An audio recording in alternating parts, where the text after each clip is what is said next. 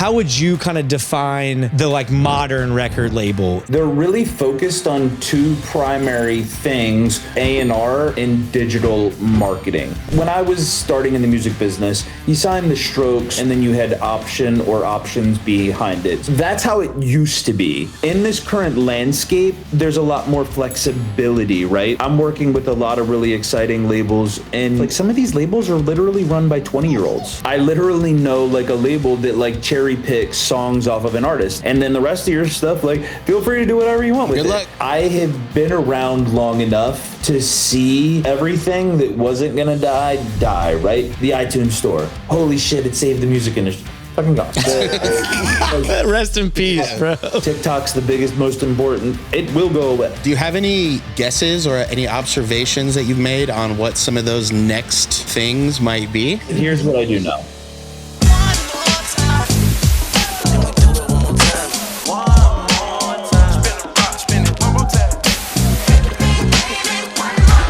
We got Chris Herche on the podcast, Henry.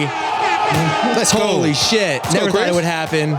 Made it happen. No, honestly, Chris is one of the people that when I first started trying to get into the music business, I was trying to be a manager, right? And I think I was watching the Music Business podcast. I think you did an episode there, or like someone from Cinematic. I don't know if it was Hovain, rest in peace. I don't know if he did an episode. Yeah, right. It was Hovain and I, yeah. Yeah, and so I like became familiar with Cinematic, right? And so then I was just like following you, and then I ended up linking with Fame, and she and I are really close friends now. So really, really full circle moment for me. So I appreciate you coming on. You are a wealth of knowledge. You've had so much amazing experience, right? Whether it's through the major label system, you know, starting your own label, like working for a boutique indie label, now working at Create Music Group. So just really excited for this conversation, man. Appreciate you coming on, for real. No, I really appreciate that. And thanks for all the kind words, and shout out Fame. Yes, Indeed. Absolutely. So I feel like, you know, honestly, since like 2023 at this point, there's been, you know, a series of layoffs that have happened within the major label system. So I guess like from your perspective, because there's all sorts of perspectives on this right out there, from your lens, what do you think's going on with that? Like how would you sum up what's happening? I'm a product of the major record label system, right? I'm going to start off with saying that because I feel like that there's like people that take one side of the fence or the other, and I'm a believer of all roles and all kind of different types of companies are important to the ecosystem and support different artists and clients that have different needs, right? I think largely, the major record labels are outsourcing a lot of their third-party stuff and putting that onto the artist budget, which isn't necessarily like that wrong, right? Like, so you have a Doja Cat, and instead of the overhead absorbing the radio team or the publicity team or all these digital marketing, et cetera, they are hiring those third-party companies, and then they're able to build that back to the artist budget. So that's actually better for their overhead, and then in turn, unfortunately, better for their stock price. So they need less people, I think, to do the day-to-day work. I mean, but like, do you think it's like is it a consequence of like a shift that's happening though? Or do you think it is just more of a, how can we do this same thing more efficiently, right? From a staffing and overhead perspective. I think it's literally trying to be efficient. I mean, I know it gets, a lot of people have it as a bad rap and majors are bad and all of these things. And like, I think there's good parts and bad parts of all of it. And I think that they're just trying to be efficient. Because it's like, even if I go back, and this is like the early aughts. Now, granted, it was a kind of a skeleton staff for a different reason at that time, because they were like all the pirating that was going on and stealing, like, you know, and CD sales and all of this type of stuff in the early 2000s. And so we were smaller staffs when I was at RCA Records and so forth, and hiring a lot of third parties to help with some of the things. So it was kind of similar in those times to some degrees. But I guess I think it's really about just efficiency and stock price. Why do you think major labels get such a bad fucking rap, man? Like, people hate majors, man. Yeah, like what is wrong about that? Like, what do you hear consistently from people that say they hate majors for XYZ reasons? Like, which of those reasons is just fundamentally like not true in your mind?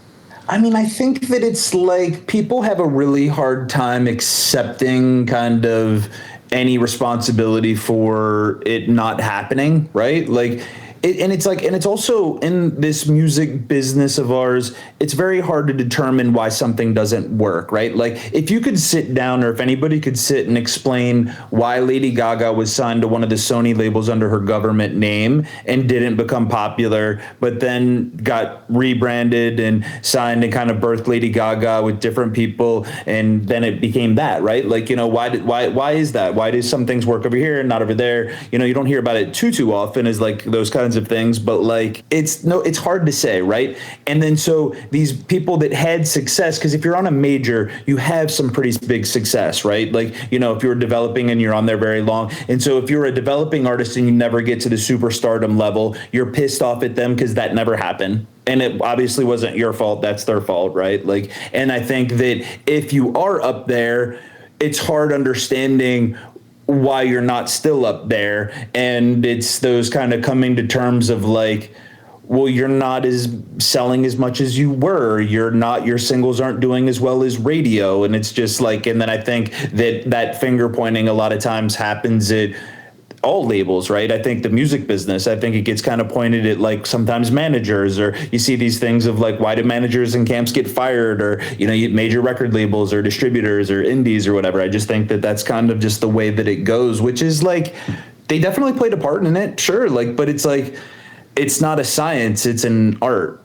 Yeah. I feel like the thing I hear most that resonates with me is like, if major labels knew why something worked and knew why things didn't work, they would just bat 1,000. They would never lose. They would never lose. They have the money. There's no issue of funding.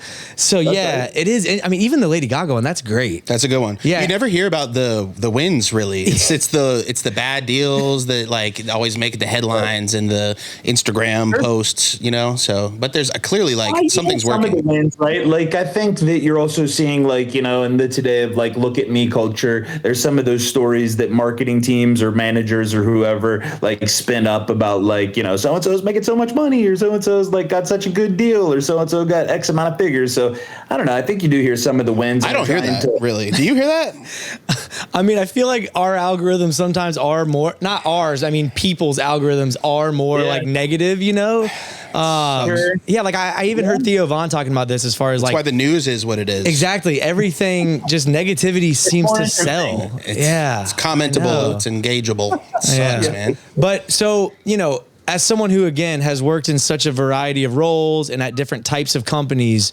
I do feel like there's somewhat of a shift, and there's almost this like idea of this modern record label that's being born recently, right? And I feel like it's become, more of a thing, and they're seeing more success as of late. How would you kind of define the like modern record label and the role that they're playing in today's climate?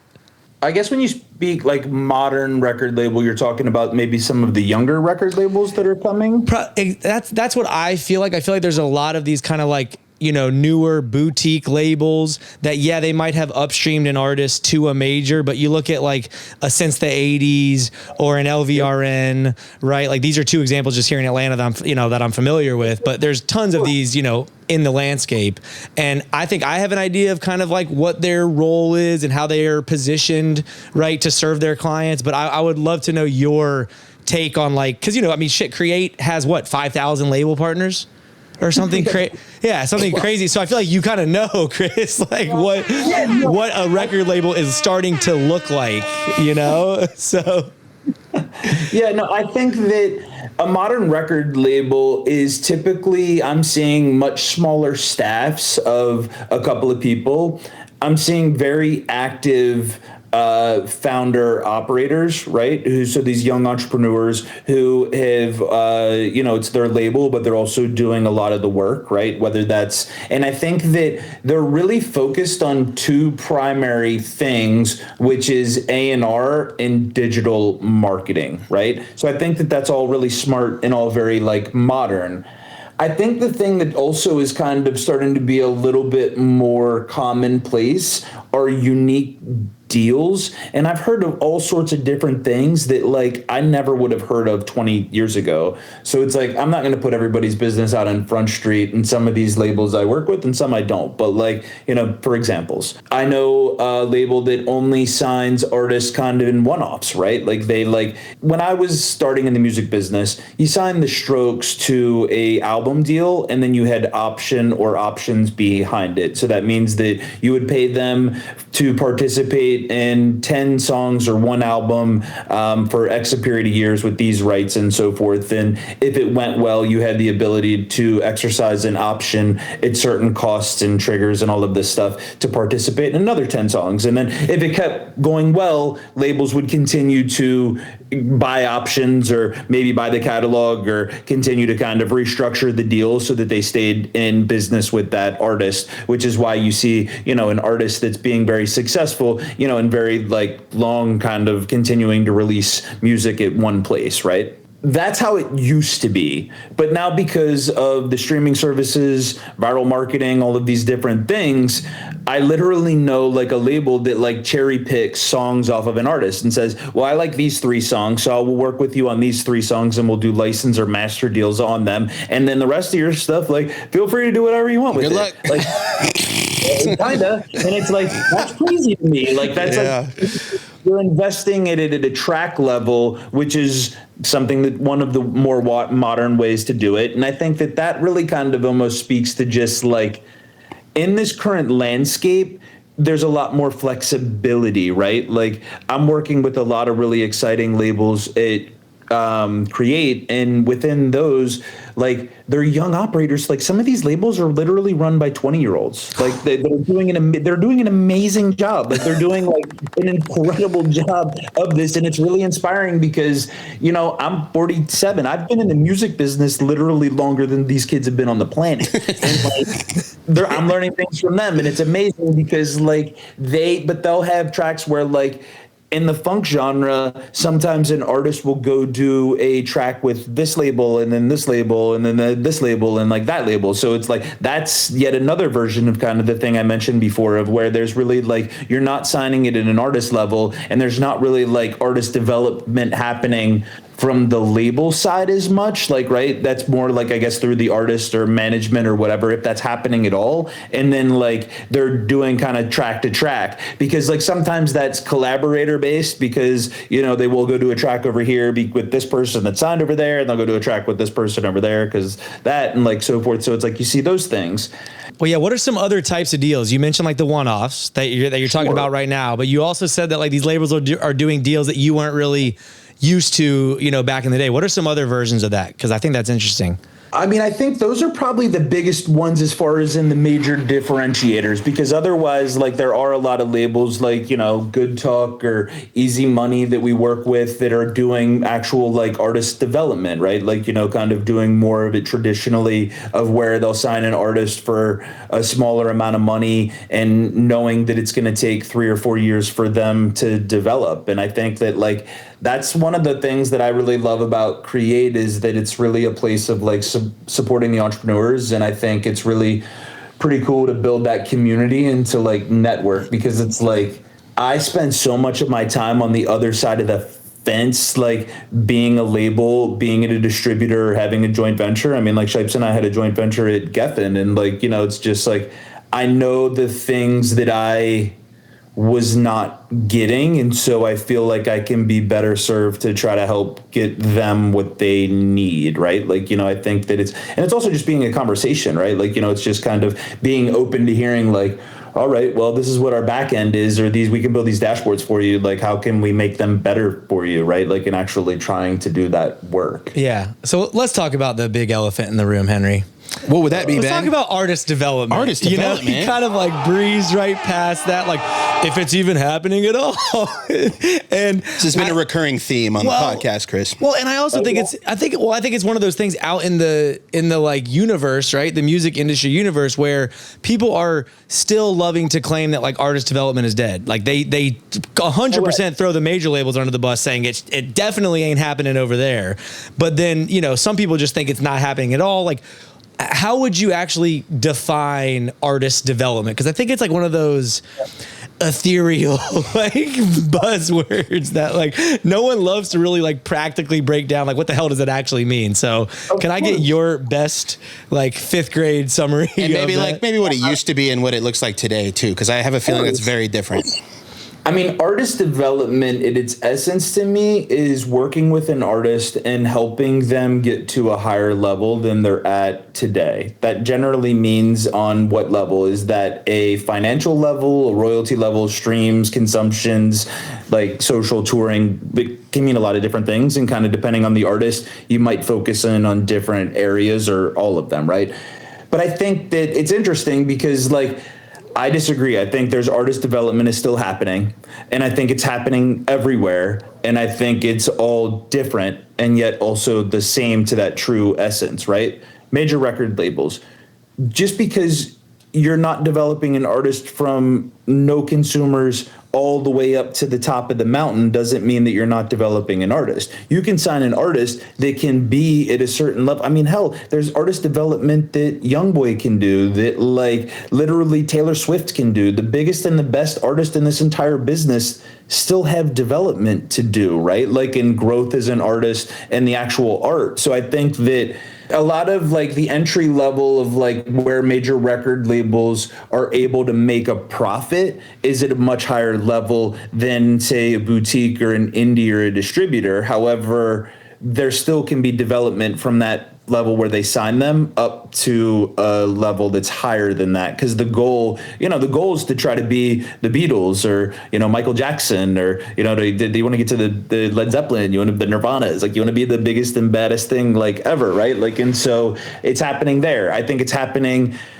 there's a lot of incredible boutique labels that are developing artists. I mean, I think there's a ton of them. I mean, you mentioned too in Atlanta, I think that there's 10 I could rattle off at Good Talk, or at Create, like Good Talk being one of them, Easy Money, Broke, Void of Funk, Aurorian, Enhanced. Like there's all these like that are developing. And then I think that there's management companies that are developing them. Hell, I think there's some artists that are smart enough that are developing themselves. Now that's key. Yeah. I think that's key because a lot of people that I run into in our community, they do seem like they're looking for someone to help them develop. And I think they're missing the boat and like missing an opportunity to develop themselves, right? Because it's possible. And you're right. There are a lot of artists out here that are doing it. And a quick shout out, if you're watching this episode, you're doing a great job at developing yourself. So keep doing it. Make sure you subscribe to the channel, like this episode, turn on notifications so you never miss one. Keep that artist development going, guys. Holy shit. Good job, bro. Come on. Don't leave me hanging. Streams. What was that? Comment what? I said comment below. We'll come back. We'll check out all your profiles, give you some streams. We'll listen to all your music if you comment below, guys. Did Chris just sign himself up to do that? Because I'll do it. I don't know if I'll have time, I'll guys. definitely come back and listen to music if you comment below. Let's go. There you go. Man, we need more of that. Fire. We need more of that energy. But yeah, I think that like there are a lot of artists that, the problem I think where a lot of artists get caught up is the money part of it, right? Because development, I think in marketing and a lot of these things, content creation, a lot of it in people's minds costs money, and that's not true, right? Like, it kind of depends. If you have the luxury of being able to afford a phone and a laptop and an internet connection, you can get creative and you can do some stuff, but like that's not necessarily something that everybody can afford. So it's just like, and especially in certain countries. So it's like, it is hard for some people because that's very far off. But I think if you have a phone and a computer and internet connection, though it's not easy, I think there certainly is a path to being able to be creative and consistent enough to be able to gain some momentum to where somebody will be interested in possibly investing in your craft. So, but like even taking Good Talk and Easy Money, shout out Sean Barron, who's a One More Time podcast. Let's talk about Easy Money. Go. Yeah. We had So Sean on. So what do you think in practice that, Sean and Ty we're doing with Leon Thomas, for example, because I think, again, like you're saying, some of these labels are doing it well, and I just still don't know. What are they doing? Yeah, what are they doing? Like, I mean, that's an interesting one, though, right? Like before you said to the people, like there's actually a great answer for you when you get into the debate. When somebody says, well, a major record label hasn't developed an artist. Leon Thomas. yeah. No, I mean, like that's like, I would say that that's an artist that's been developed in recent times, right? Like was just on Billboard, the power player issues and all that kind of stuff. And Sean and Ty were able to get a deal. And that's why, one of the reasons why, Create wanted to do a deal with them. And I think that I wasn't involved with Leon Thomas, but I knowing Sean and Ty, they're music first people. And I think that that's where the beauty starts, right? Like they love the music and they love the craft and they have true good taste. I mean, I remember very vividly, I'll give you a Sean Barron story that probably isn't talked about a whole lot. When I was at Koch Records, might have been, it was still Koch Records. When I was there, Sean Barron was in the mailroom, and he brought up Drake when Drake was still being off of MySpace, when Drake was still being managed by a family lawyer. Damn. Like it was not like somebody. It was not like a music lawyer, right? It was literally he was an actor at that point. Yeah, it was just some friend that was also a friend, family friend that was also a lawyer. Mm. It's that says everything about Sean right there. That is pulse. He's got great taste in music, and so he stays true to that. And it takes a lot of time, money, and effort, right? I wasn't involved in Leon because that was over when they were still doing that at Atlantic. But consistency, great music, great content, and doing the right things with the fan base, right? Is how it got done. And I think that they're going to do it again. They've got another artist you guys should go check out called RJ the Weirdo, who's awesome. Yeah. No, for sure. I mean, at the end of the day, the music's the most important thing, right? We talk about all these things, but music has to be great. Well, everyone loves to be down in the dumps about oh, the music doesn't matter anymore. The music fucking matters. Totally. It's what matters. Look at all the great stuff that's happening, and I think there's tons of great music that's out there right now. I don't know. I try to be, or at least more recently or recent years, maybe this is old me, but be optimistic about the good things that are happening in the business. Let me take a moment to interrupt this episode and tell you about our friends over at DistroKid. DistroKid is easily the best DIY distributor on the marketplace. Let me tell you why. It's only $23 a year. That's less than $2 a month for you to upload unlimited music to all of your favorite streaming platforms on the planet. It's so easy that it takes me 5 minutes per upload, and that's when I'm multitasking, dealing with my 2-year-old son. Hands down, my favorite part about DistroKid is how easy it is to add credits to an upload. I don't know what distributor you're using, but with DistroKid, it's super easy. You can put the artist, the producer, the songwriter. I'm pretty sure you can put the junior associate engineer of a song. And me, I want to know who's on the record. And if you sign up using this link, you're going to get 30% off an already insanely low price. And you can finally start adding your collaborators because they are checking. They will notice when their name's there, and they will thank you for doing it. Let's get back to the episode. What do you think? Okay. Yeah. So is it safe to say that, to your point, digital marketing and A&R are the two main functions that these boutique indie labels should be focusing on, and the successful ones are focusing on? Is that characteristic of all of them, you think? Absolutely. I think maybe the one other aspect of that, or I guess kind of one role, and then I think a philosophy, right, is I think the other role is they need somebody that is keeping it all together. So a project manager. Now, and sometimes in some of these smaller labels, the project manager might also be the A&R, or the digital marketer might be digital marketer / project manager, right? And being able to do both of those things. But you got to kind of have somebody that's keeping everything centralized and doing all of the, because the A&R people are worrying about the music, the digital marketing people are worrying about the digital marketing and this and that. Somebody needs to get the content so the digital marketers can do it. That is the A&Rs want to be. Somebody's got to play air traffic control. Yeah. No, that's a great analogy. Point the cones. I love it. Okay, so Yeah. So I think something that, differentiates Create to the point of, I'm sure it plays a big role in the $1 billion valuation that, you guys have is. Let's take a moment on that. Yeah, let's just take a moment to just moment of silence for the $1 billion that Create is worth right now. I think data is extremely important to y'all's business, and I think it needs to be extremely important to all of our artists and labels businesses as well, right? Because I think we just live in an era where data is king, right? You can make more informed decisions based on the data. We just even talked about, we're contemplating starting new channels and how that's going to impact the data and the analytics, and we're going to have this over here and that over there, and how it's going to kind of complicate things. But at the end of the day, we still need to be looking at the data to know what's working and to where to spend our time and our money, right? So what types of data should artists and labels be most focused on and most worried about?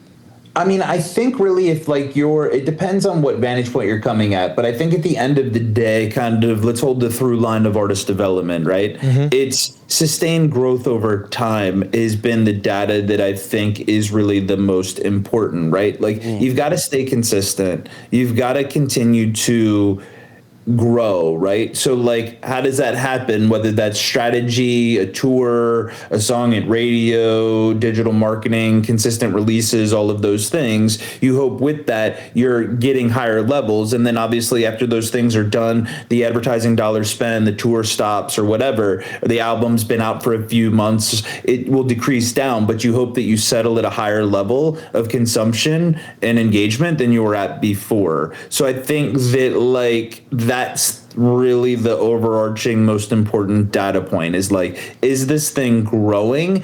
Not that you can't have really great businesses of an artist that is maintaining, because you absolutely can. But I think if you're trying to develop, the thought process is you're trying to get to a next level of consumption to some degree, right? So it's just that growth is the most important. Now that can be on any platform, but I think that's where you're going to get your informed decisions of where you should spend your money, time, and effort, right? If everything that you're putting up onto TikTok is doing really well, then that's obviously where you should be spending your time, because you're getting that data back. Now that said, the other job that you have is to try to move those communities around, because I've seen this also. I'm just for the hell of it. Have you guys seen this thing? This is such a Cincinnati thing. And if you're not from Cincinnati, it probably hasn't made its way into your algorithms. There's this 10-year-old kid who he's called Hot Dog Harv. He literally does a parody, think Weird Al Yankovic to,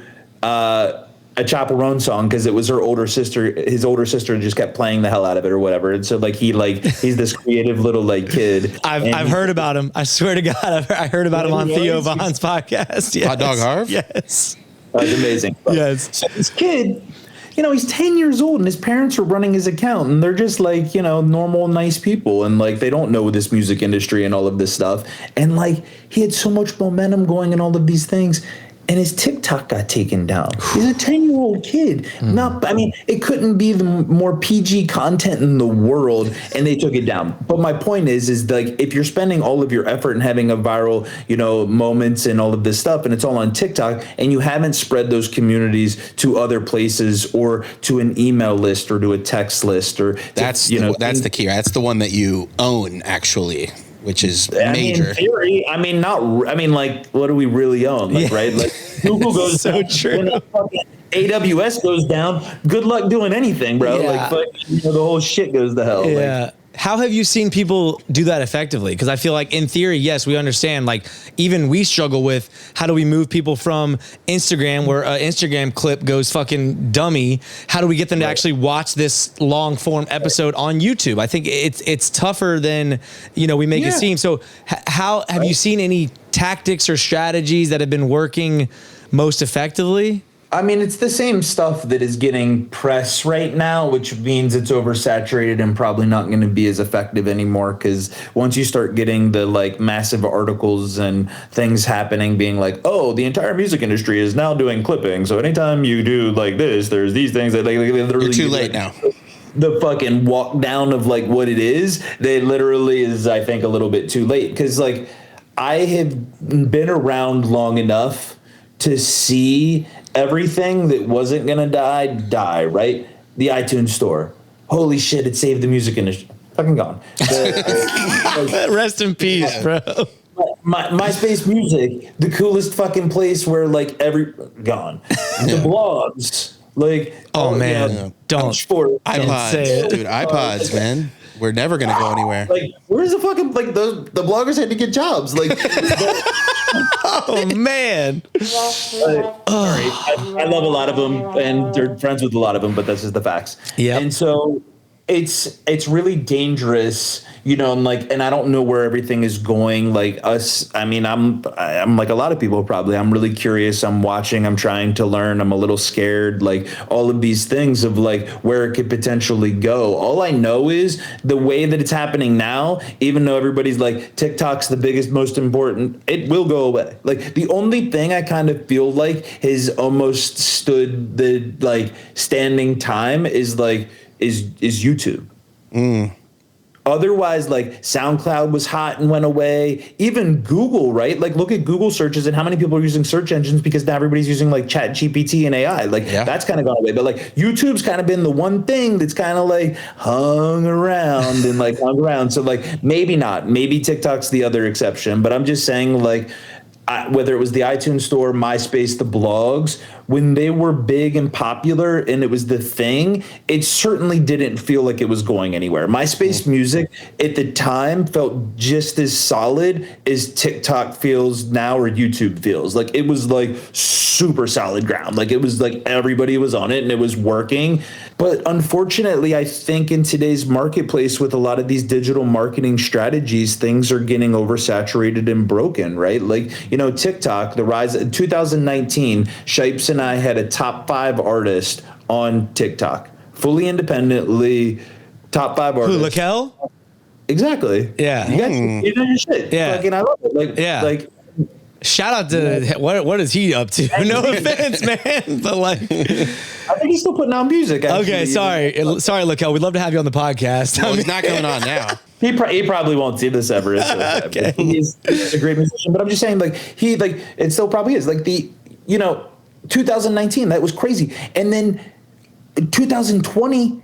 It got so oversaturated so quickly by the music industry. And like, that's what happens, right? Like, you know, third party Spotify playlisting, all these YouTube hacks, SoundCloud reposting campaigns, you know, like all this stuff, they, you know, becomes a thing. And then the industry decides to like break it or big business because they overuse it. And then people kind of get onto it and then they realize it's fake or being paid for and like move on to the next, right? Like, you know, we're seeing like all these clippings and outputs happening from all the Twitch streamers and musicians and so forth. And it's just like, I think now that I've seen the like Billboard article or whatever it was that was like talking about it, I'm like, oh, this is over. Like, it's done. Do you have any guesses or any observations that you've made on what some of those next things might be? Yeah, if you were what's coming up right now? Yeah, what are you putting your money on, Chris? And how important is it to be like tapped in and trying these new things as they come out? Because the early adopters are clearly the big winners. I agree. So, okay, I don't know. Okay. Damn, I thought he was about to give us a good one, dude. I don't know, but here's what I do know. Okay. It's a young business. It's incredibly important to have young people around who are really passionate about it and are living natively on those platforms because they're the ones that understand it the best, and that you need to give them a voice. And I think that to the modern like music industry and also like record label, I think is happening, or a lot of the entrepreneurs themselves are indeed those people, right? Yeah. They're the digital marketer and the A&R, and they're, you know, like the guys that run Broke Records, the guys that run Void of Funk, that's what they are. They're A&Rs and also digital marketers. So like they understand kind of the different strategies and manipulations of these platforms that can help kind of accelerate growth, right? And so it's just like you've got to have young people on your team. And then the other thing I've always found is like you've always got to try stuff. You have to, like Paul Sinclair that used to work at Atlantic and is it now one of the like AI companies, who's a brilliant mind. He always was open to taking meetings. He probably spent 60% of his time taking meetings with people, you know, app this, website that, new technology here, new thing like that, like all of these emerging platforms, whether they were apps, websites, technologies, and so forth, and trying stuff out, because you're totally right. You could completely be the next thing that breaks. I think personally, I don't know why, a lot of the dance community tend to be the leaders. And I think if you're trying to really figure out those next platforms, maybe not anymore, but like Diplo, like all those dudes, like those motherfuckers are always the first ones on all of these platforms. There's like a list of like 10 dance DJ producer guys, women, like that I think are usually like the early adopters in those platforms. I don't know why that is, but I've always like noticed, because it's like I try to be really early on stuff and have a lot of friends in industry and taking a lot of meetings and outreach and all this kind of stuff.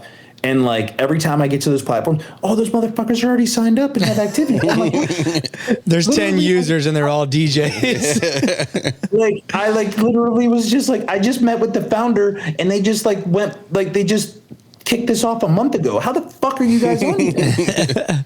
So, you know, you mentioned kind of like if you're looking at your analytics and seeing that you're seeing a lot of growth on TikTok, you were kind of hinting at like, you know, doubling down and, you know, understanding that that's a big platform for you. But then we also talk about, you know, the kind of other side of the coin is like these platforms could be here today, gone tomorrow, like all the different examples that you named. So like, what's the balance, right? Like how many, like this is a huge question we get asked all the time. Like how many platforms should I be on, right? Because like if I'm crushing on TikTok, there's an argument for being like, why the fuck are you even worrying about posting to Twitter if you're just crushing on TikTok, right? But if your TikTok gets deleted, shout out to Hot Dog Harv, but like you're dead in the water. So like what's your philosophy? Because I know you manage an art, or like you still work with an artist directly, right? Okay. Yeah, Either Prophet, right? Shout out to him. And so like what's your guidance around like that question?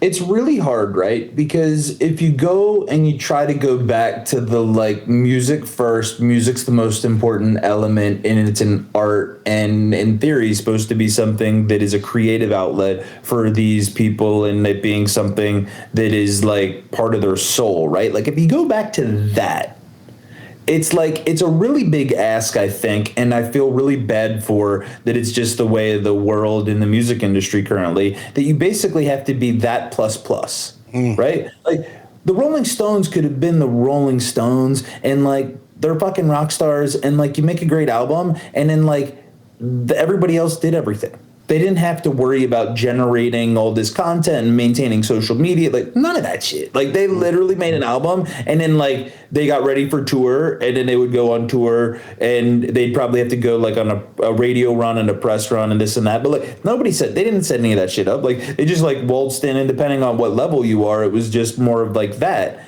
Now you've got to create content for all of these different platforms every single fucking day for like years, and it's just like this huge ask.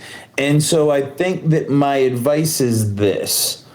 I'm going to talk out of both sides of my mouth, but I'm aware I'm doing it. In a perfect world, you want to be on all of them as consistently as you can, so that they all grow at the same time, and you're not just able or restricted to being on one platform in case something happens to that platform or whatever, right? You want to be everywhere. But that's also really draining in a lot, especially if like you're on tour and you're a developing artist and you're like on tour and have to do that, and and it's like it just becomes, and like still have like work a daytime job because your money's not fully supporting you.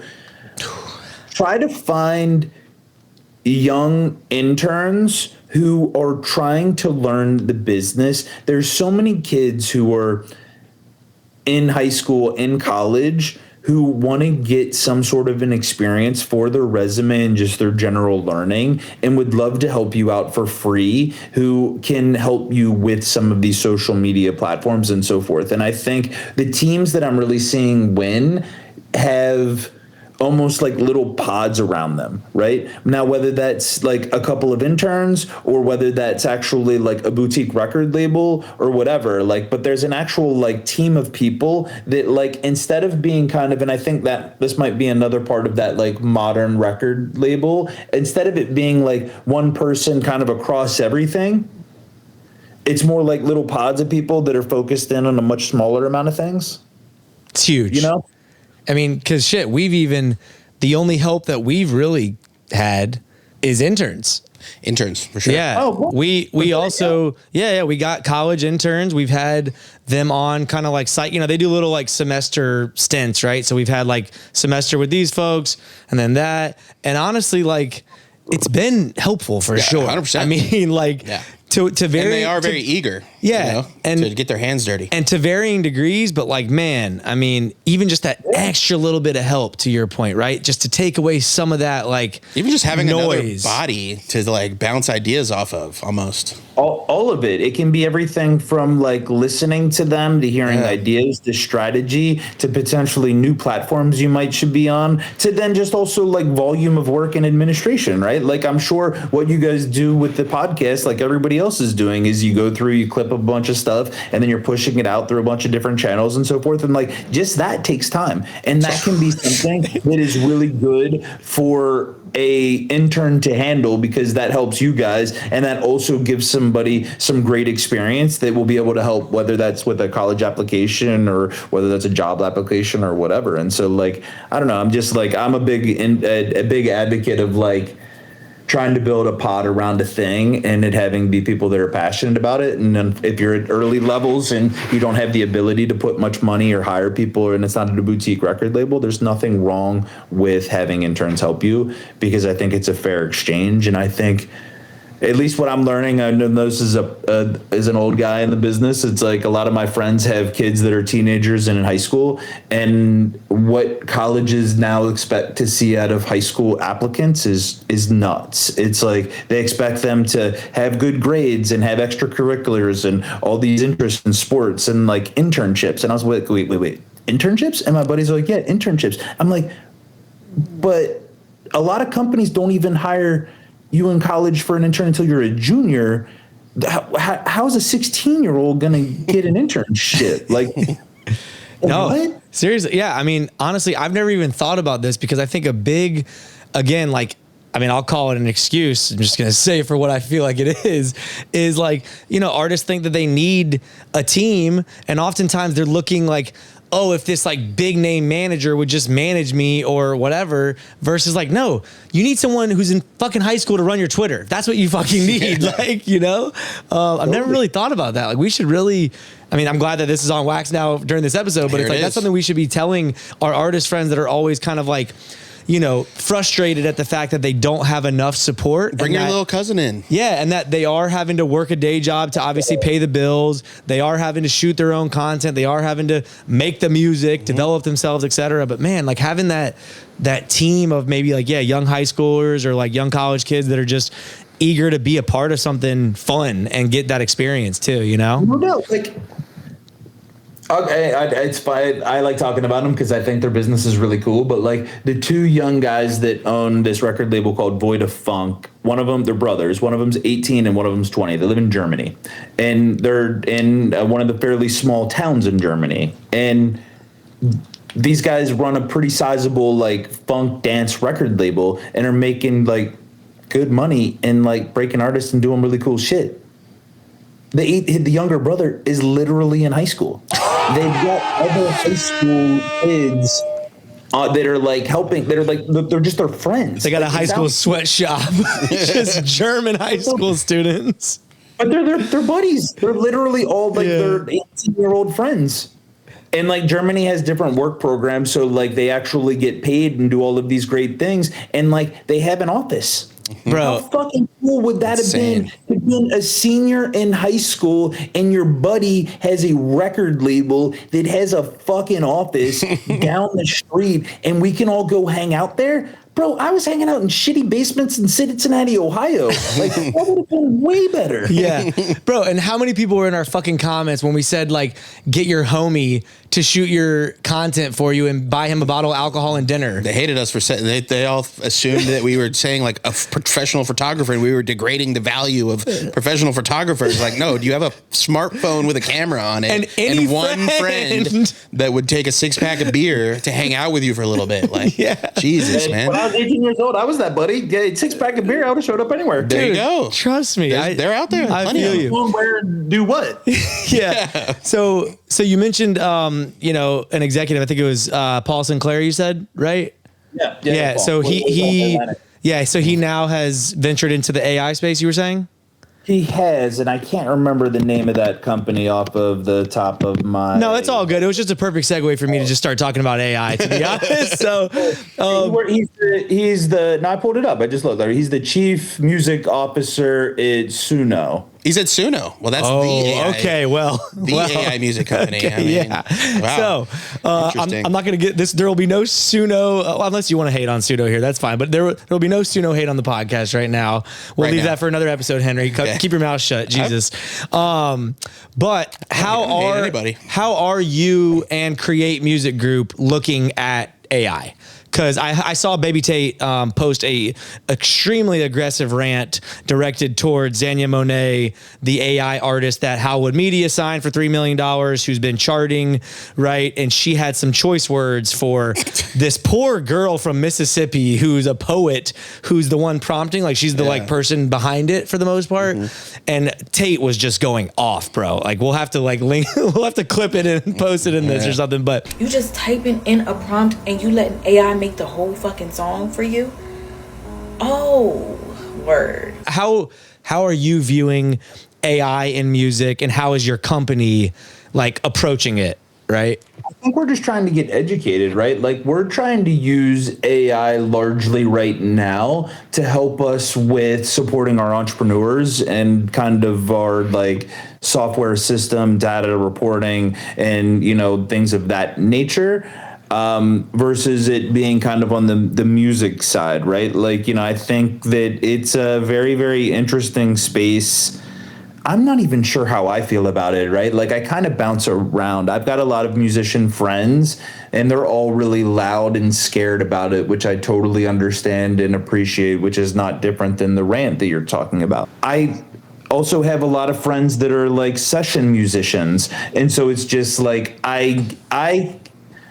I can appreciate if an artist is, and this is me as an individual speaking, is like, I can appreciate if as an artist is in the basement and making music and is a singer and a guitar player and they need a drum loop or whatever and they're going to use AI for that. I don't know if that's all that different than a lot of the music programs that already exist out there and the drum loops and the different things. Like, I don't know what is there a difference? For sure. I don't really know what it is in that example.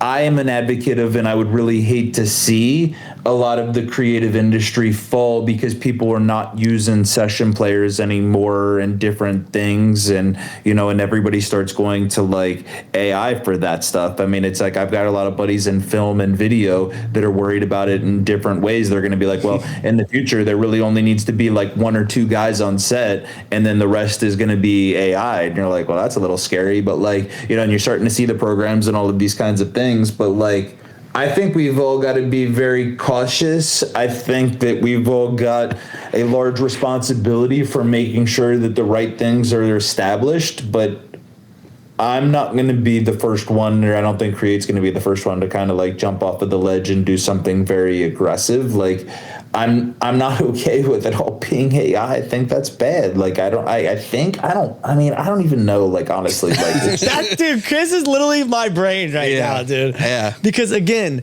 we love our community of musicians and artists. Like that's who, and just music makers in general. So it's like, yeah, do I want to see people like out of jobs or like cut out of certain like rooms because the person now can just be by themselves with a computer and prompt and get, things, made that way? Like, no, of course not.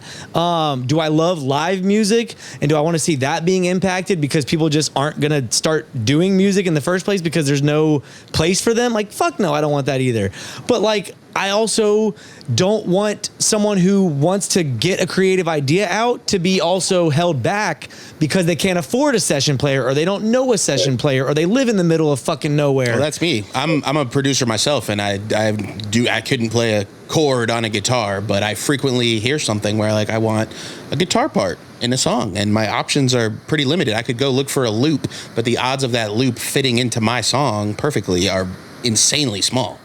No. So then you're either going to have to hire somebody and Correct. like do right, or you could go AI. And it's like, I don't know, like, but to me, like, I don't know if I think that's necessarily bad as a producer for you to do that with a guitar. Like, I don't know. Like, I kind of think that's okay. Like, I kind of think there's certain parameters around like what you just said is you as a producer and needing a guitar part. If you used AI for that to make a song. But see, this is where it gets to where do you draw a line? Where do you draw a line, A? And then B, well, where did that AI guitar come from? And what was the reference track that then got it there? And then how is that person that did that reference track, are they participating in all these things? So it's just... Yeah, it illegally fed its algorithm millions of songs that it did not have the rights to, for sure. Like that's what Suno's underwater in hot water. That's shit that really should get worked out, because at the end of the day, you're like, the reference came from somewhere. Where was the reference from? And then how is that person participating? Because like, if you could figure that part out, I personally start to become a lot more okay with it. I think right? the regulation is the most important factor here. Like there just needs to be more oversight. We need to figure this out at the money model, right, of ownership and usage and rights. And I mean, this is something where I don't know, man. Like I know I was really curious to know what Create's stance was as a company. So it's interesting to hear that y'all aren't going to necessarily be at the forefront and bleeding edge of like, we just launched an AI division. Like, I didn't know if that was going to be your answer, because y'all are pretty like tech forward, right? And obviously AI is new tech. We very much care about it from, like I said, on an operations side. Like using it to work more efficiently and help serve your clientele. That's right. Like, especially like as it pertains to kind of the data and the reporting aspect of it, right? Like, I think that's like, if that can help get the data to the clients quicker and so forth, like, I think or it can help like work efficiencies, like, right? Like if I can help, one of my employees that has some sort of a bottleneck due to something, and then you're able to help them with that support, I think that stuff's good. Like, I think a lot of people are using it in that way, right? But like, I don't think it's being the actual artist itself is something that I'm okay with yet, personally. Like, I think that's just like, I don't know, man. It's just like the Demon Hunters thing is really weird to me, because it's just like, that's not AI, but it's also it's animation. Yeah. And like,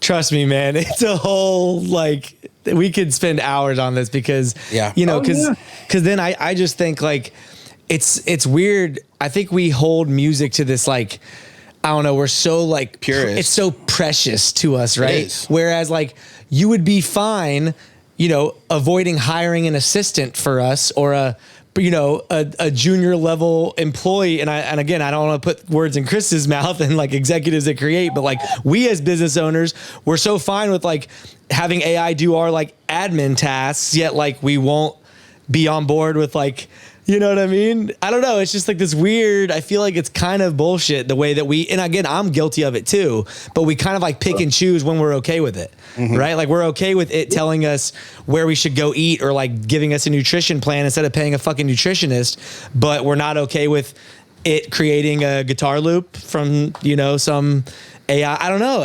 It's just, for me, it's almost more like, I mean, it's a fact. It's like, it's like you start to open up Pandora's box. Like, right? Yeah. When you're talking about like, I haven't run a diet plan, but it's like, it's very funny because it's like, I've done both of those things. I've seen a nutritionist, and I've also like fucked around with ChatGPT to like work up meal plans and different. I played both games. Yes. Like, so it's just like, and ChatGPT was way cheaper probably than seeing that nutritionist. no, I mean, well, I guess not for me though, because insurance covers it, and it's like, okay. Well, fair enough. You got good benefits to create. That's good to know. Good benefits for sure.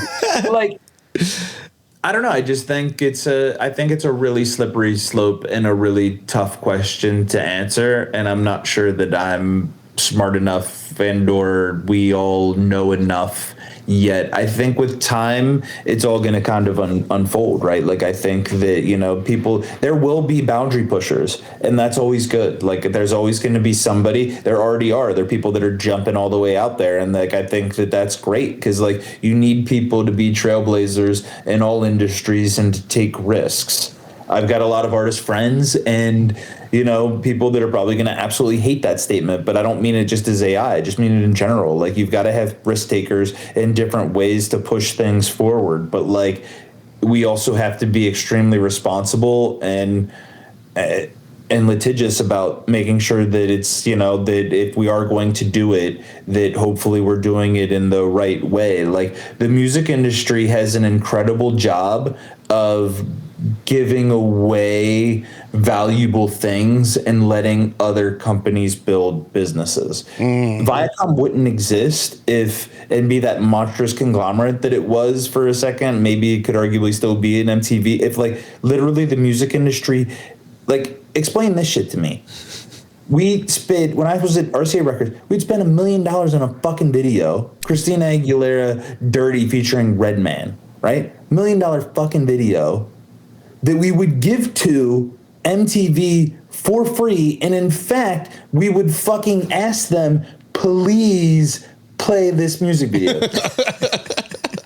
It's insane to think about. Chris has not gotten over that. Yeah, it stayed with him. This has been 20 years of hate from Chris. I'm going to go watch that after this and see if it looks like $1 million. Yeah. But like, do you know what I'm saying though? It's just like, it's crazy. It's just like, even radio initially, it's just like they give away these things to be able to build these businesses for these other industries and so forth. And it's just like, that's my fear with the music industry, like always, right? Like, TikTok doesn't pay what they should for what they're benefiting from all of the music. Like AI, no matter what they're going to do, they're probably not going to do it all the way right to where the proper people are getting the proper royalties and percentages and whatever that they should, the rights, like, that like they could and should, like, right? Like, I know that it's not going to be 100% right. They're going to fuck it up some way. So it's just like, because it's like, there's not really a true governing board for the music industry to really kind of like handle all that stuff, right? Like the A2IM tries and so forth, but there's not one governing board all over the entire music industry that's like handling that stuff. Yeah. But no, I just hate how divisive it's become, right? Like, even just, Kato on the Track, who's a friend of ours, really active on social media, obviously, he's posting a lot about AI, and it just seems to be causing a huge divide within the community, which I just don't think is what the community needs. Like, I want us to be like uplifting each other and not being extremely like judgmental and critical, right? Like, seeing that Baby Tate post, like, I love Tate as an artist, right? I think she's incredible, extremely talented, but I didn't love that. Because again, like, it's this girl who obviously, like, I mean, God, like, just the way she was kind of attacking her, I was like, Jesus, this girl's just like trying to turn her poetry like skills and her like tech prompting skills into art that people clearly are consuming at some level. I don't know. It just seemed like, why the fuck are we so like, but again, there's the reasons why that we just described, that is why people are so passionate. But it's like, oh man, I just wish we would be a little more like, I don't know. It's the same story with every new technology. When Spotify came out, when auto-tune was invented, when Splice came out, and everyone had access to millions of loops to pop in and then say that they have a beat made already. It's just, It's just the nature of it until it gets worked out. Yeah, we definitely can't go this whole podcast without talking about Sublime, Henry. One of my favorite groups of all time. I literally there's those songs and those groups where you can just like place yourself like back to where you first heard them, like certain moments in my life. Like I can vividly remember I was in high school at my friend's lake house. His parents weren't there. We threw a huge party. I was blackout, or I guess not blackout because I remember it, but like as close to being blackout drunk as possible, making burgers on a stovetop or something. I don't even know what I was doing. And I just remember everyone that was there. And I just remember Sublime was just, we were playing all Sublime. That was your right? guide for the night. So how did that signing come about? And like, why sign Sublime? What are you going to be doing with Sublime? What's the trajectory look like? Right? Just walk us through that whole kind of process and like what you're up to with them. Sure. I think it starts with I am a passionate rock music person. I'm very much when I was coming into my taste as a teenager, rock music in the grunge scene was huge, as was hip hop, and that's kind of where my musical taste got established. So I believe rock music's coming back. I think it was in kind of a bad place. I never thought it really truly went away, but I just didn't think there was a lot of very exciting things out there, in my opinion. There are things that were getting kind of critical mass. And I think in the past couple years it's been bubbling up, and I think in the past year it's even kind of starting to get to like a really like good place, and there's a lot of exciting stuff. There's exciting bands in New York City like The Thing. There's bands like The Paradox that are I've never seen anything like that. Like it's the craziest shit ever. So great, like love it. And then the Turnstile, like all the Sleep Token. It's like all this crap's going on, right? Like in rock, and it's great. And so I have been trying to and want to expand, create exposure in rock. And so I've kind of signed a couple of smaller bands and was looking for a larger band to sign, because I believe when you're building out a rock department or any music department, genre-based department, I think it's really smart to have a couple of developing bands that are buzzing if you can get them, and then kind of a household name, right? Like, just because when you're trying, you need to sound, if you at least don't know like what you're doing, right? Like, and so it's just like, if you have an established band, people are like, oh, like you've got a big band, you know what you're doing. You got some buzzing bands like people, and then you can kind of fill in the middle, right? And so I was trying to find a big band that made sense and so forth. A good friend of mine and someone I admire a lot, Kevin Zinger, is managing Sublime and has been managing them since the son Jacob took over. Because they were Sublime with Rome for a while, between kind of Bradley, the original singer's death, and the current lineup. And so he was managing them, and like they were kind of starting to do some things, and I just thought it was really interesting. And then I heard the song, and it's the music to me. Like, I think that for a band like Sublime, like yourself, that has a special place in my heart, I don't want to touch it unless I can do right by it, right? Like, I wouldn't want to be involved unless I feel like that it's something that we can do well. And so I thought the team around it was amazing, and I'm dear friends with. I thought the music was incredible, and I thought the story was incredible. I mean, like, there's really something truly beautiful about like the son of the original singer with the two original band members like getting together and making music. Like, that's fucking rad. That's like, by itself. Yes. Like, I don't know if there's many other stories like that in music. Like, I mean, I think we're now starting to see, and I might be familiar with a few more of them than others. Like, I know Slash has a son that plays music. I know that like the bassist for Metallica has son that plays music that's rad. Like, like some of the the lead singer of Korn's son actually does dance music, and it's fucking great. Like, it's, which is like there's these, they're like now kind of, and a lot of people might hate them because like Nepo babies and like the whole thing, but like, is it the Van Halen kid who like has a band where he plays every instrument? I think it's pretty sick, dude. Oh, I don't know. Oh, yeah, wow. Dude. Send that to Chris now. Look into that. Please. Yeah. Please. So anyway, So I just thought it was great, and we were able to. They were kind enough to, do a deal with me, and then with Create, and then kind of building with them. And so, hopefully we're going to be building with their team and doing a lot more stuff. And I really try to go up from here, because it's like, I think best run music companies are in all genres. I think it's really smart and good on a like, if you're like a boutique record label, or like to kind of build in a niche or a sub niche or a sub genre, and then kind of, or even like a main genre. But like, I think for a company like Create size, just like the majors, it's important to be in all genres of music. And so like, I, especially with rock kind of coming back and starting to make more money. I mean, and who knows, right? Like, we all see, the other part of our feeds is we all get fed the same bullshit. So I'm sure we all saw, and everybody watching this, or the 3 people that will, to see me speak, right? Like, are going to be like, have seen the meme that, no hip hop songs in the top 40 for the first time in X amount of years. Huge. Like, so it's just like, I don't know. Does that mean anything? Why somebody decided to call that out? Who knows? But like, could that be because some of these other genres are starting to kind of emerge? Because like, people get burned out, and I think people are also. I'm certainly not trying to get political, but I think we all just saw the politics and like these mayoral elections, and like the swing was the other way because of the reaction. And I think that like music, I think all aspects of life, like I believe in a pendulum swing, and so I think that like eventually hip hop might not be the dominant genre. Will rock? I don't know. Could be R&B, could be dance, could be country, could be pop, could be some shit that isn't even invented yet, or that we know about or talking about. But be like, AI. Oh God, no, Henry. God damn it. He didn't mean it, guys. He didn't mean it. Just open to. I don't want it to happen. But I just think it's all going to change, right? Like, and so I think that at the very least, it's something that I love and we had great success with. And so like, to be able to work this band and I think do it justice, like we had the longest #1 song at the active rock format of 2025. That's fucking great. Wow.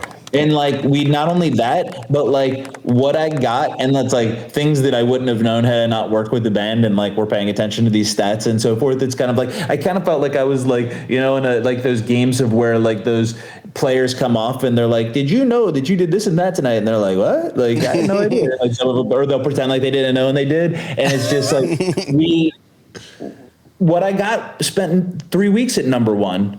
What? This new school spent 7 weeks at #1. Wow, over double what I got. Oh my gosh. Perspective. Which is like, to think about that and to be somebody like yourself who like Sublime was important to and so forth. It's just like, fuck, that's fucking cool. Like, it just makes you feel good. Like, I feel good that my buddy trusted Create and I to work this project, and that those are results. I feel good that the legacy of the band, like I read, like for when the first song first came out and the video first came out, like trying to read all of the online sentiment and just kind of hearing the online sentiment of like, old Sublime fans are like, holy shit, this is good. This sounds like Bradley. Bradley would be so proud. You're like, fuck yeah, you did it. I did that. That's a win. That's the stuff. Like, at the end of the day, we're all in music, or I think a lot of people are in the music industry because they love it, right? Like, you guys don't do this stuff because it's paying millions of dollars. You're goddamn right. You fucking love it, right? Like, goddamn right. Chris just outed us, bro. He's like, we know you're broke podcasters in the music industry. It's true. No, not that, but like, it's not like, it's all, even like, it's a passion business. And of course. Cool things that you love. Yes. Feels really good. Yes, absolutely. So did you all just sign them to do the new music, or was it also a catalog buyout? Because I know you've been buying catalogs as well, like crazy. I'm gonna show all my cards. It was just for the new music. Did you try to buy I mean, again, you don't have to answer any of these questions, but like, well, what's the right? I mean, it's not available right now, so there's not anything to try or to be discussed. Okay. I think there's a lot interesting. I think there's a lot of stuff that rights will be reverting in the near future that'll be interesting for a lot of people. I think that you will continue to see the M&A trend of the music industry, and you'll see a lot of catalogs and publishing, I think, in the next 10 years that will be exchanging hands. Because it's like, it only makes sense sense, right? Like a lot of the artists, I think it's really good estate planning. It's a lot easier to divvy up cash than it is to divvy up percentages of royalties on records and contracts. So is that the reason? I was going to ask you, like, why is this happening all of a sudden? Because I feel like, again, I think a lot of it is different reasons, right? I think I don't know, and I like, because it's like I don't know these artists personally, but I can make assumptions and guesses, right? Like, you know, I think some of it's estate planning. I think some of it is situational potentially, right? Like, you know, I think there's some artists that maybe don't want to tour anymore, who like maybe have like, maybe I can go get $20 million for my catalog and I don't have to like do it anymore. Yeah. Yeah. I think there's some of it, it's that. I think some of it is like, and I think that, you know, all of the 70 plus year olds, I have to assume it's estate planning. Yeah. Yeah. Yeah. But even smaller artists, man, I feel like even down to like smaller level artists, I feel like even that I see ads all the time, like of companies that are willing to like buy catalogs based on, you know, 4x your monthly or whatever, right? Like there's all these formulas. Like, why has catalog become such a thing? Well, because it's a great investment. Like if a company believes that they can, I think that like I would much rather own the Beatles catalog than like anything else on the planet. But is that because you love music, or is that because it's a financial thing? I just think it's one of the safest possible things. I think in bad economic times, right? Like market can go up and down based on the economy. Like home owning and prices will go up and down based on that. Even Bitcoin and all of the crypto like will go up and down based on certain things, right? The bottom falls out from literally everything, right? What is one of the last two things to go? And maybe it's like changing now because people are consuming less alcohol. But historically, the last two things people kick out the door are fucking booze and like music, right? Dude, I've never thought of this. I was literally like, why the fuck is everyone buying catalogs? But like, you know what I'm saying? Like people like, you're going to think about it. Like times get tough. You might be like, all right, well, I'm not going to go on vacation. All right, I'm not going to buy like new stuff.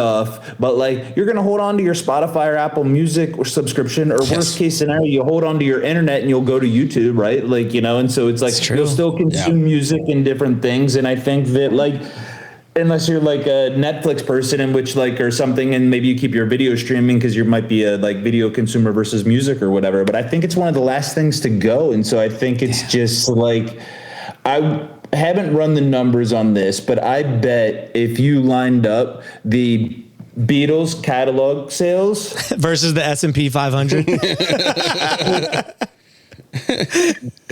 But I might do it later just because I fucking am now like look at it. But I'm just saying, like, you know, I think it's a safe investment, and so I think because it's like a whole new asset class. Be listening to it, it's going to constantly be returning a revenue. Like those are all like good things for generally for people, right? Like even like a lot of artists are creatives who sometimes maybe aren't stronger in like money management, right?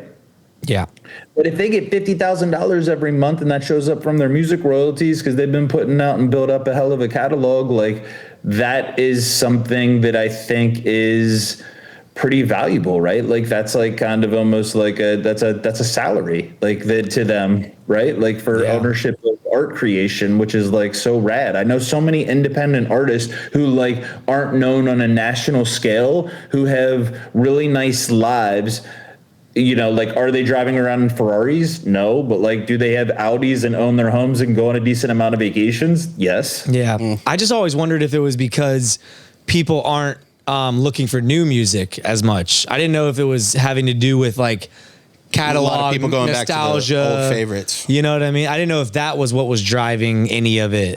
I think that the data says, from as much as I understand it, like a lot of people kind of get stuck musically and will continue to listen to things of a certain time, right? Like most people, if you think about like common arc of us, like non-music folks, they are, you know, have tons of time as a kid and listening to music and in high school and listening to music in college and all these things, or what if that's their path or whatever. And then they get a job and a family. But once you get a job and a family, like my buddies that like have kids and jobs don't have free time, at least not the first like 5 years that those kids are on planet. And then if they stack them up a couple in a row, like I've literally like lost friends for like 6 years, and then like they'll come back into orbit. Like when like, it's like, see you in 5 years. And then like kids like 6, and it's like, okay, cool. My friends can now go to concerts and like sports games with me and shit.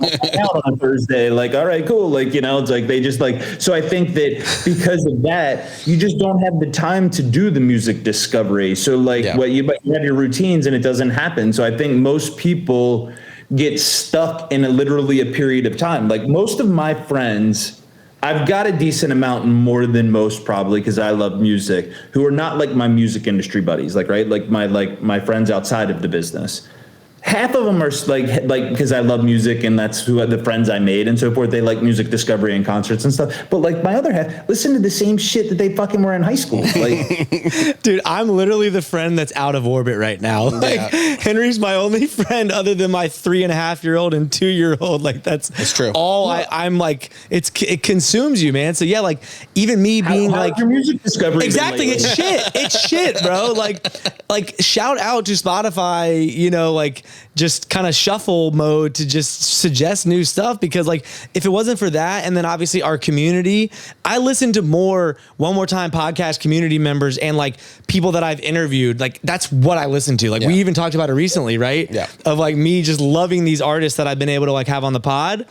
And it's just because again, like we established a, personal connection, like listening to their music kind of just hits different, whatever. And obviously I was fans enough of them to, spend time bringing them on the show, thought they were like worth it for our audience. But yeah, man, my music discovery outside of that, it is tough. And I could just totally see exactly what you're saying. If I wasn't I work in the music space with this shit. So it's like, if I wasn't, there would be none happening, like absolutely none happening. And so then I think that there's a lot of people like, right. Like, like my aunt is so excited. She's going to Paul McCartney tomorrow night, and she's seen Paul McCartney, I think like fucking 45 times or something.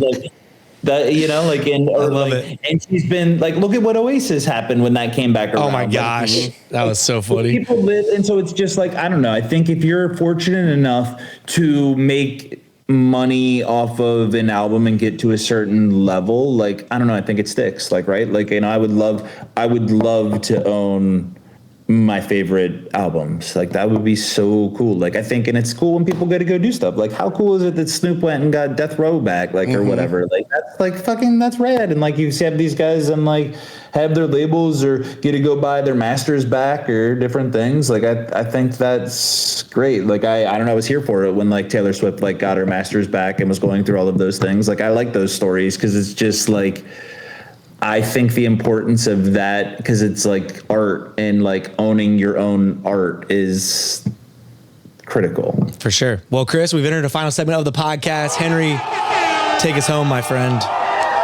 My favorite segment. Let's see here.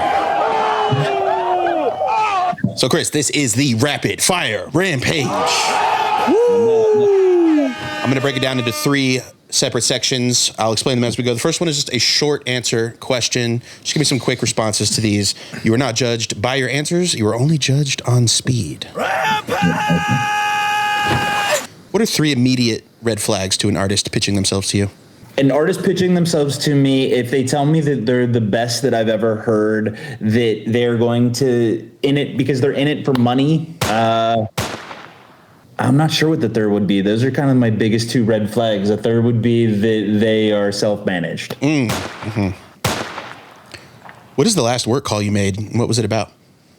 My last work call was right before this with my head of my A&R admin department, talking about our process for some of our Salesforce stuff.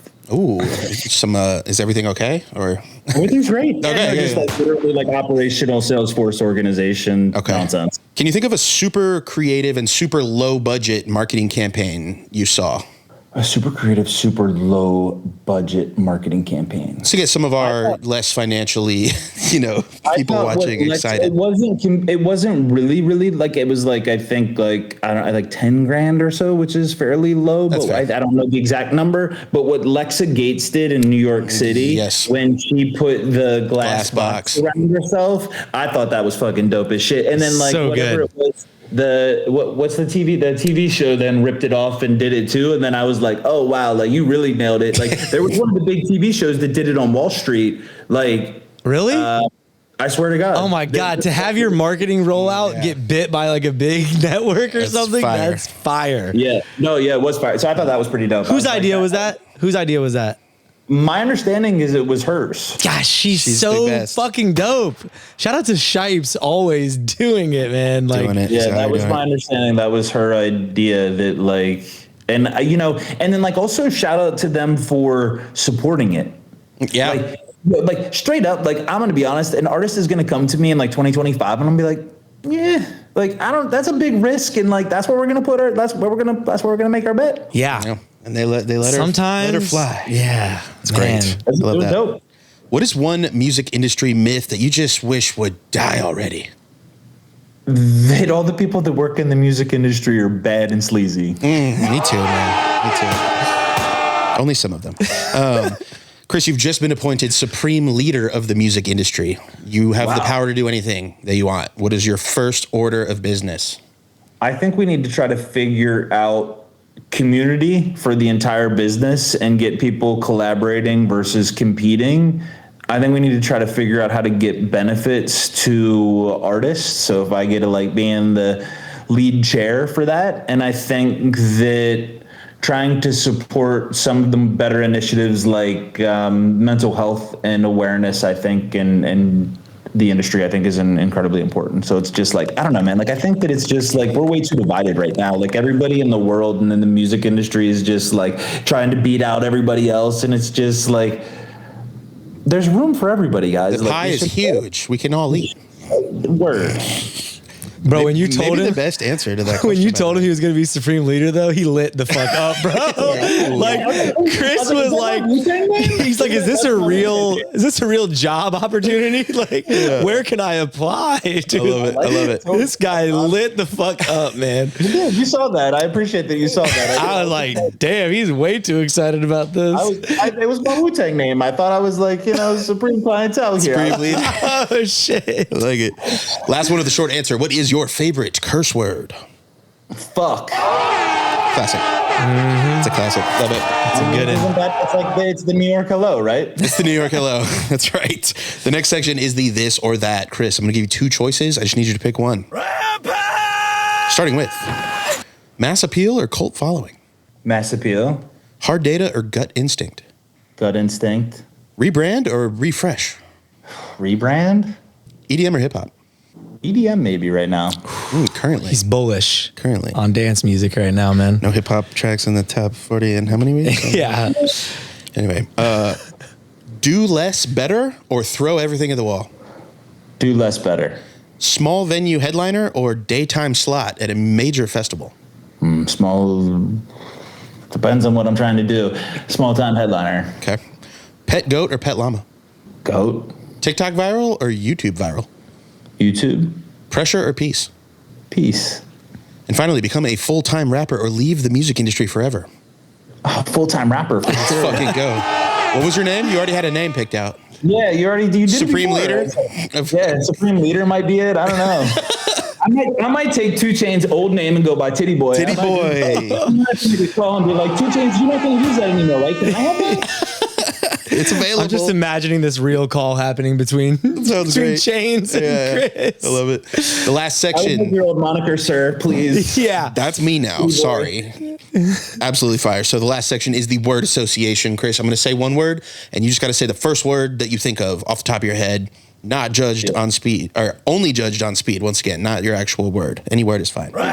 Starting with music, Love, streaming, service, algorithm, online, indie, label, marijuana, yes, fan base, important, viral, media, the letter Q. schoolboy, Ooh, nice answer. Good one. Red tape. major label. Yep. He said all that nice shit about him at the beginning just to cover his ass.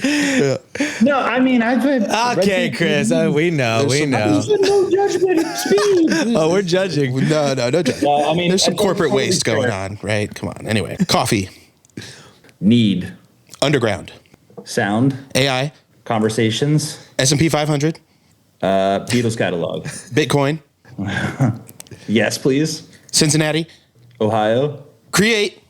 Music. Let's go. What a This has been rampage. Chris What a Herche. goddamn rampage. One for the Man. ages, ladies and gentlemen. That was fast. Wow, that was good. That was rapid. All three sections, very quality answers and speed. Yep. I got to give it to him. Thank you so much. And quality conversation, man. Yes. Thanks for coming on. If y'all didn't learn something, yeah, appreciate you coming on the podcast, bro. Seriously, full circle moment.